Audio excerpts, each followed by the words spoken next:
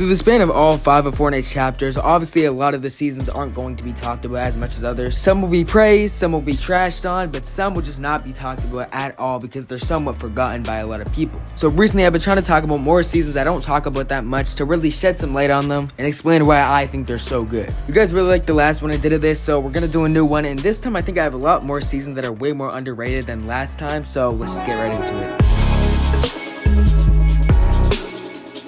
Chapter 4 Season 1 was by far one of my favorite seasons of all time, and definitely my favorite Season 1. I do really like Chapter 3 Season 1 also, but I like this one a little bit more. I think the theming was one of the greatest parts about it, with the whole medieval vibe while also having an underlying futuristic aspect of it. I think that was all cool, and it was a really good introduction to Chapter 4 itself. Starting off, the battle pass here was super clean. You had skins like Masai, Celine, and Jenna, which is honestly a top 5 tier 100 skin. I really like how he looks. He looks like he's from Final Fantasy, and I just like the vibe he gives off. But I think the collabs in this battle pass were definitely the best part. You would collabs with Doom and Witcher, which are just some of the greatest games out there. So it's really cool to see them in this pass, especially because I think they both did fit the season pretty well. Geralt had that medieval vibe to him, obviously, because Witcher is a more medieval game, and Doom had that futuristic aspect of him that the season also had at the same time. This battle pass definitely had some misses. There were some skins that looked the exact same, like Dusty and Halsey, but those aren't the entire pass. Yeah, they might be basic, but most of the battle pass was pretty solid overall. But even better than the battle pass was the map. The map honestly was pretty underrated here. I think the only problem was that it was a season 1, and I feel like most season 1s don't really try to push a theme because it's supposed to be a base introduction. So I think the medieval vibe was the best part about it, and all the other POI just kind of felt like throwaways in a way. Because for starters, Anvil Square was an amazing location. One of my favorites in the entire game, probably a top 10 for me. I really liked the layout here, and it just looked super good too. Same with the Citadel. It was a little bit of a disappointment because I wanted a little more from a castle POI, but it still offered a lot to us, and I think it also had that detail that Anvil Square had too. Brutal Bastion was another very strong location in this season that had a lot of detail to it, but then everything else other than these, they were not bad locations for sure, but they just didn't really offer much and didn't really seem like much in the eyes of something like Anvil Square or Brutal Bastion. Either way though, I still think this map was pretty strong because like I said, these locations weren't really bad. I just don't think they compared to anything else that was in the main theme of the season. And on top of that, I don't usually praise stuff like this, but the map itself just looked really good. I love the graphics. I love the way that they mix the bombs together. In some ways, I do kind of wish we got a desert season here because I wanted to see what they were going to do with that with the Chapter 4 graphics, but either way, this map was insane. Now lastly, the loot pool, which makes up for the map being a little bit bland in some areas. For starters, you had the TAC and Burst AR, which were just super fun to use. I love both these guns, and I'm super happy they brought it back for the season. You had the Machine SMG, the TAC pistol, and on top of that, the Maven Auto and Thunder Pump, which I both really love. The Maven Auto the most. I'm going to get a lot of hate for that, but I thought this gun played super smoothly. Yeah, the damage wasn't the greatest, but if you played with it right, it was actually pretty fun. But really, the entire loot pool played super smoothly. I just liked how all the guns were used. Stuff like the tactical pistol was just super insane and super satisfying when you got a kill with. And the seasons that make the kills so satisfying are always the ones that you remember the most. We even got bows back this season, and it was really cool to see these come back. I love how they play. It was the only thing I liked from Primal, so it was cool to see them here in an actual good season. But on top of that, we got all the crazy stuff that was added in Chapter 4 too. You had things like augments that gave you special perks, and honestly bro, these are the best gimmick ever added to any chapter. Obviously if you take away mantling and sprinting, because those are probably the best overall. You had things like the Excalibur, the Shockwave Hammer that made the gameplay super fun, and these were just Chapter 4 weapons all the way. You had the Heisted Exotics, which are super fun to use. I think these are the best exotics of all time. Some of the best shotguns were in here. Capture points, which are more of a map thing, but they were still so goated to get really good loot at any POI you wanted to. And of course the My Hero Academia collab, which is honestly better than the entire show. Just overall, it was super fun to play this season,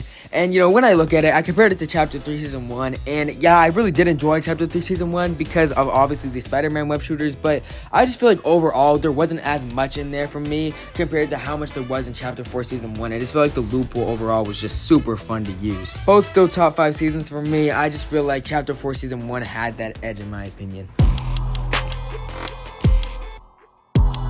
Next up, I got Chapter 2 Season 7, which this season I surprisingly did not play as much as a lot of other people. It wasn't that I didn't play it at all, but I was so burnt out from playing Primal as much as I did that I just was so bored of the game because I hated Primal. I still did play this season as much as I could, but Primal does stuff to a man you just cannot reverse at all. The Battle Pass was pretty strong here. You had Chimera, Sloan, Superman, Rick Sanchez. They did a really good job at actually theming this Battle Pass. Some Battle Passes, they go off with a few skins, but this one had almost every single single skin on theme. The only one that didn't was Sloan, but Sloan made a lot of sense because of the storyline, so you can't even count her out too. And she was honestly like the best skin in that entire patch, if we're being real. But the map really did not have much here, and it's one of the only complaints I have about the season. You had those small little IO bases around the map, which were fine. They offered a lot, to be honest. I think they could have made a huge POI of this and could have gotten off with just like one location added. But the small bases weren't bad, especially when you had UFOs around the map too, so it wasn't like the map didn't have anything to it. It just didn't really give us a lot of name locations, but it did change up the map a good amount, just, you know, not POI wise. But the loophole was able to make up for all of that because it just had almost everything in the game.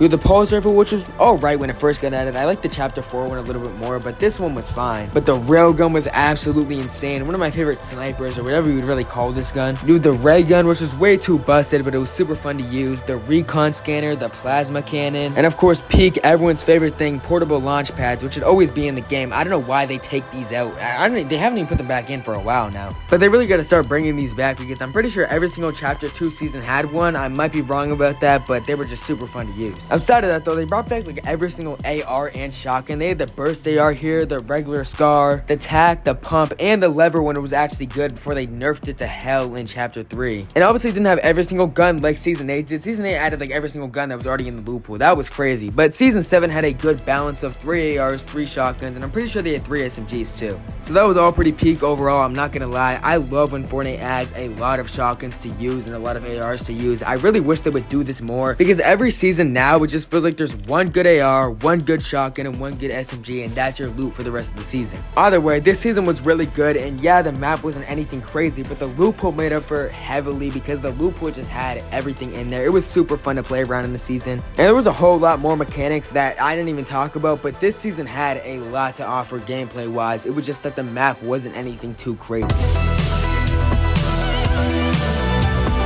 Now, Season 9 does not get talked about enough because people got mad about the pump getting removed. I do not care about the pump getting removed. I thought it was interesting and more refreshing for the gameplay. But we'll get into that later, obviously. Overall, I love the theme of this season. I love cyberpunk futuristic stuff, and they did this really well. And it just felt like Fortnite was really going in a great direction where they were finally getting their identity overall. The last 5 seasons of Chapter 1 really did a great job of finally finding the direction of where they wanted to go for each of their seasons, so that each season had something special to look back on, especially theme-wise, because the first 5 seasons didn't really have any theme to them. First of all, the battle pass here was very strong. You had your goofy skins like Sentinel or Bunker Jonesy, and even though these are goofy, they still kind of go hard. Or even the clean skins, bro. Demi and Vendetta, these skins are like some of the best of Chapter 1 in general. This battle pass had really no misses, if I'm being honest. It went well with the season, and when you look back at this battle pass, you can understand what it was going for and what the direction was overall. Your locations here like Neo Tilted, which is one of my favorite POIs of all time. Definitely one of my favorite city POIs. I prefer this way more over Tilted, and I do like Tilted, but I don't know, over the years it just gets more and more boring for me, where Neo Tilted was only there one time and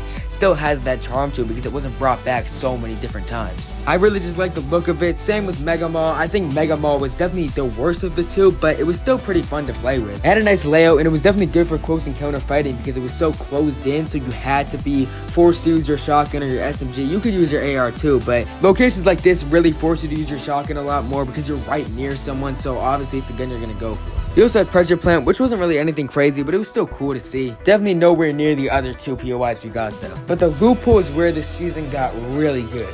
It introduced us to the combat shotgun, the tactical AR, the purple and gold tactical shotgun, which was crazy. And on top of all that, we also got chug splashes, which was wild. But then again, even crazier, you had stuff like the minigun, airstrikes, which is wild, and also the jetpack, which is super fun to use. And on top of all that, they took the pump out of the loophole, which I did not care about. I thought it was actually an interesting idea to really shake up the gameplay like that and make people use a different gun than the same gun they're always using. Either way, probably my favorite season of Chapter 1. It just had a lot to offer in my opinion, and also it had a goated theme to go with it, so I had to put some respect on its name because people will be trashing on this season or just not talking about it at all.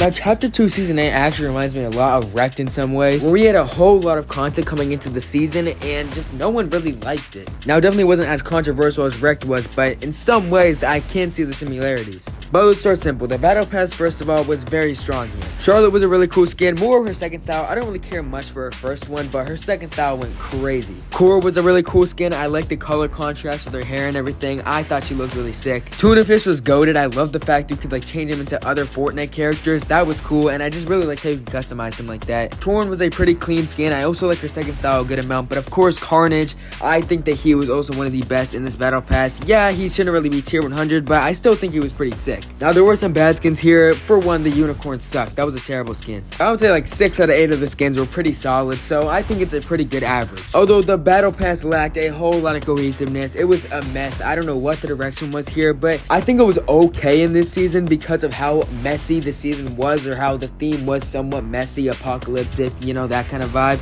So it made sense. I don't think it was that bad because I think it made sense for the season it was in. Now again, there wasn't any new name locations here, but I think it made up for that because most of the smaller locations it added, or most of the remixes it did, were pretty well done, where the map actually felt new and they all felt like they went along with the season. It wasn't like vibing where they were just throwing random locations out of nowhere into the game, where this time the locations actually went along with the season and felt like they were doing something here instead of just being there to be there. I will say though, that pile of cube location they did, that was mid. I don't know what they were thinking with that, but it was kind of cool. The layout was somewhat interesting, but it was just not that good of a location at the end of the day. But I think what gives the map the biggest pass is the zombies. The map felt very new and very interesting because you had all these zombies, especially the big ones. Like, they were crazy. So I felt like it had that vibe of a new season, so they didn't really need all those other name locations to really add onto the map when they already had so much going for it.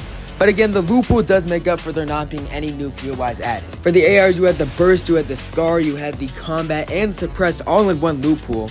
Then the tag, pump, charge, and lever are also in the shotgun loot pool, which is crazy to have 4 on 4. They did take out the tag, which is kind of an L because it's the best shotgun in the game, but you know, I can put it past me. But then on top of all that, you had the Scythe in here, you had the Venom and Carnage Mythic, the Flint Knock, the Icy Grappler, the Witch's Broom, Armored Walls, and of course the mechs added in the last week, which I don't know why they did this, but it was kind of fun to see them return, only for a week. Like, this was a very crazy loot pool, and that's why I think it makes up so much for the map, even though the map wasn't even lacking that much either, because it added stuff that actually made sense and really felt like the map was new and a new experience. So for how much content was added here, I don't understand why people don't talk about this season or why people hate it so much. I really do think it had a lot to offer. It was just that it wasn't visibly appealing, I think, and I think a lot of seasons that are visibly appealing are the ones that people gravitate towards the most. I meant to say visually, but either way, this is probably a top 20 season. It's not talked about enough, and I think for how much content it added, it really should be. Definitely one of my lower seasons of Chapter 2, but that's just because Chapter 2 had so much good seasons. Being low in that chapter doesn't even really mean anything because of how good everything was, except Primal. Well, Primal needs to go. Primal was so bad, it makes my mic pop every time I talk about it. But that's really all the seasons I have. Yes, I know I didn't mention Mega in either of these videos, but that's because I talk about it too much, so it's not really underrated in my opinion. I mean, that's like a top 3 season for me, and since I mentioned it in almost every single video, I feel like I'd be doing all these other seasons injustice to include Mega here instead of one of them. So, you know, I didn't want to, but hey, in my eyes, most underrated season of all time. But yeah, that's all I got for you guys, so I hope you enjoyed this video, and let me know down below what you think the most underrated season of all time is, or just what your favorite season is,